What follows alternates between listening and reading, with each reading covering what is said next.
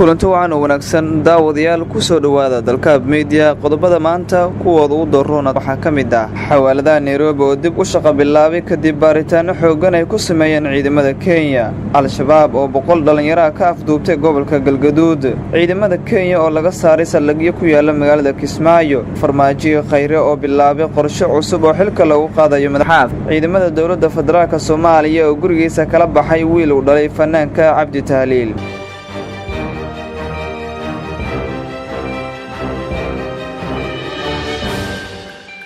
qodobadaasi qodobo kale ayaad ku daawan doontaan daawadayaal dalkaab media balse aan ku bilaabo magaalada Nairobi qaar ka mid ah xawaaladaha Soomaalida ee magaalada Nairobi ee dalka Kenya ayaa dib u shaqo bilaabay kadib markii saacadaha ay xireen ciidamada Kenya oo baaritaano ka sameeyay ciidamada Kenya ayaa balqanimadii maanta galay xawaaladaha oo baaritaano ka bilaabay taasi oo sababtay in macaamiisha ay gali waayaan hayeeshee baaritaanada kadib ayaa xawaaladaha dib loo fasaxay waxayna hadda caadi u wataan shaqadooda sida ay sheegeen goobjoogayaal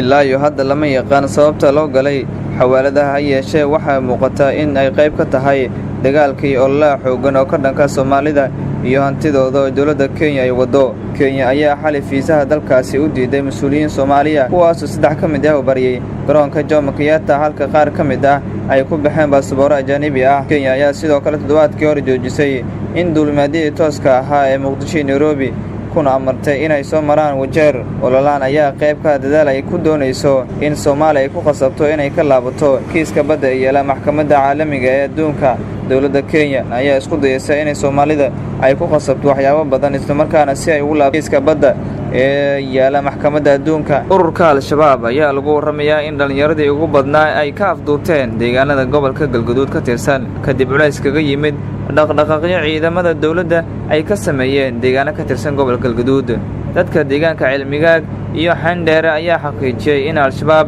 dhalinyaro badan ay ka kaxaysteen deegaano dhowr ah iyagoona la aaday degmada Ceelbuur ee gobolka Galgaduud ka tirsan al-shabaab ayaa doonayay inay u dagaalamaan dhalinyaradaasi sida dadka deegaanka ay sheegeen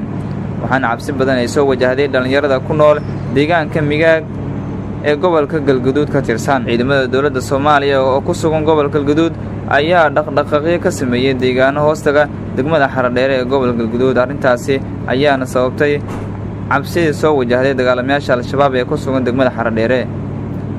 deegaano dhowr ah ayaa lagu waramayaa inay iskaga baxeen al-shabaab waxayna isku urursanayaan degmada Xaradheere iyagoona cadaadis kaga imaanaya dhanka ciidamada xoogga dalka ku dhawaad 100 dhalinyaro oo laga kaxeeyay ku dhawaad 5 tuulo ayaa la sheegay in la geeyay deegaano hoostaga degmada Ceelbuur ee gobolka Galgaduud waalidiinta ayaa lagu wargeliyay inaysan diidi karin dhalinyarada ay kaxaysteen al-shabaab isla markaana ay ogolaadaan inay ka dagaalamaan dagaalamayaasha al-shabaab oo dagaal kula jiro dawladda Soomaaliya al-shabaab ayaa bilooyinkii u dambeeyay waxa soo wajahday cabsi aad xoogan iyagoona ka baxay deegaano fara badan oo ka tirsan gobolada dalka kadib markii culaysyo xoogan ay saareen militariga Soomaaliya ayaa bilooyinkii u dambeeyay waxay la wareegayeen tuulooyin fara badan oo al-shabaab gacanta ku hayeen dadka deegaanka ayaa waxay sheegayaan ee ku sugan gobolada dalka al-shabaab in cabsi xoogan ay soo wajahday isla markaana ay qarku saar yihiin in ay markaasi magaalooyinka waaweyn ay haystaan ay ka baxaan magaalada Kismaayo ee xarunta gobolka Jubbada Hoose waxaa ka taagan cabsi xoogan oo soo wajahday dadka deegaanka kadib markii ciidamo fara badan oo ka tirsan militariga Itoobiya ay gudaha u galeen magaaladaasi magaalada ayaa tan iyo xali waxaa ka taagan cabsi xoogan oo soo wajahday dadka deegaanka iyadoo wararka ay sheegayaan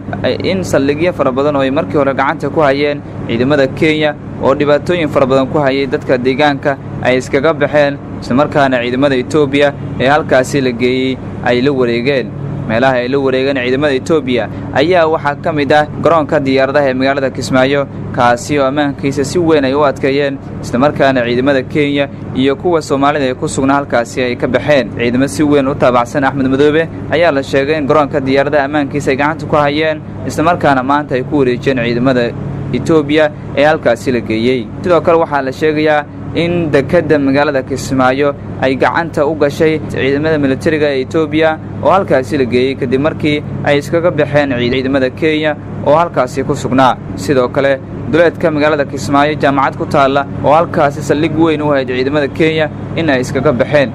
isla markaana la sheegay in ay la wareegeen ciidamada Itoobiya ee la geeyay halkaasi magaalada ayaa waxa laga dareemayaa dhaqdhaqaaqyo ciidan oo ay wadaan militariga Itoobiya oo gudaha u soo galay magaaladaasi. Maanta waxaa gaaray taliyaha howlgalka ciidamada AMISOM Francisco Madera kaasi oo halkaasi u tagay inuu ku dhawaaqo howlgalka ciidamada Itoobiya ee magaalada Kismaayo. Bilooyinkii u dambeeyay ammaanka magaalada Kismaayo waxaa sugayay ciidamada Kenya iyo kuwa uu tababartay Axmed Madoobe, kuwaasi oo la sheegay in dhibaatooyin fara badan ay ku hayeen musharaxiinta ka soo degaysa garoonka diyaaradaha ee magaalada Kismaayo. iyadoo isbuucan soo dhaafnay halkaasi ay isku rasaasayeen ciidamo taabacsan Cabdinaasir Seeraar oo musharax u taagan qabashada xilka madaxweynaha iyo ciidamo taabacsan Axmed Madoobe kadib markii musharaxa uu diiday in la baaro boorsiisa. halkaasina dagaal xooggan uu ku dhaxmaray ciidamo taabacsan Cabdinaasir Seeraar iyo kuwa taabacsan Axmed Madoobe. xaaladda Kismaayo ayaa gelinkii dambe maanta waxaa la sheegay in ay tahay mid degan isla markaana ganacsiga magaaladaasi uu shaqeynayo. xukuumadda Soomaaliya ayaa bilowday qorshe cusub oo doorasho lagu qabanayo deegaanada maamulka Galmudug dhamaadka sanadkan 2019 oo uu ku egyahay madaxweynaha sharciga ah ee madaxweyne Xaaf. warar hoose ayaa waxay sheegayaan in xukuumadda Soomaaliya ay la heshiisay isla markaana ay lacag fara badan ku bixisay xildhibaano ka tirsan baarlamaanka Soomaaliya oo deegaan doorashadooda ay tahay Galmudug si ay go'aan ugu gaaraan xaaladda cakiran ee ka taagan Galmudug. xildhibaanada ka tirsan labada aqal ee baarlamaanka Soomaaliya isla markaana deegaan doorashadooda ay tahay Galmudug aad ugu dhow xukuumadda Soomaaliya ayaa shir la yeeshay madaxweynaha Soomaaliya Maxamed Cabdullaahi Farmaajo iyo ra'iisul wasaaraha Soomaaliya Xasan Cali Khayre, waxayna ku heshiiyeen in xildhibaanada ay shiraan kadibna ay go'aan ka soo saaraan xaaladda Galmudug. xubnahan xildhibaanada ah oo aadka ugu dhow Khayre isla markaana la dhacsan sida uu wax u wado ayaa abaabulaya kulamada ay yeelanayaan xildhibaanada labada gole ee baarlamaanka Soomaaliya isla markaana ka soo jeeda deegaanada Galmudug, waxayna wadaan qorshe madaxtooyada Soomaaliya loogu soo dhiibay si meesha looga saaro madaxweyne Xaaf. lama ogo sida ay wax u suurto gali doonaan arrimahan hadda ka soo cusboonaaday filla Soomaaliya ee ku saabsan Galmudug. xildhibaan Cabdiraxmaan Cali Ciise oo ka tirsan xubnaha baarlamaanka Galmudug oo la hadlay warbaahinta ayaa sheegay in barnaamijkan uu ka socdo Muqdisho isla markaana ay qayb ka yihiin madaxweyne ku-xigeenka Galmudug guddoomiyaha baarlamaanka Galmudug, isagoo ka digay cawaaqibkii ka dhashay shirka Galmudug ee Muqdisho laga abaabulayo. ciidamada booliiska Soomaaliya ayaa xalay gurigiisa kala baxay wiil uu dhalay fanaanka weyn ee Cabdi Tahliil Warsame kaas oo muddo dhowr sano ah ku xanuunsanaya magaalada Muqdisho. wiilka la baxay ayaa lagu magacaabaa Maslax Cabdi Tahliil Warsame, waxayna goobjoogayaal ay sheegeen in ciidamadu ay gurigiisa kala baxeen kadibna ay kaxaysteen.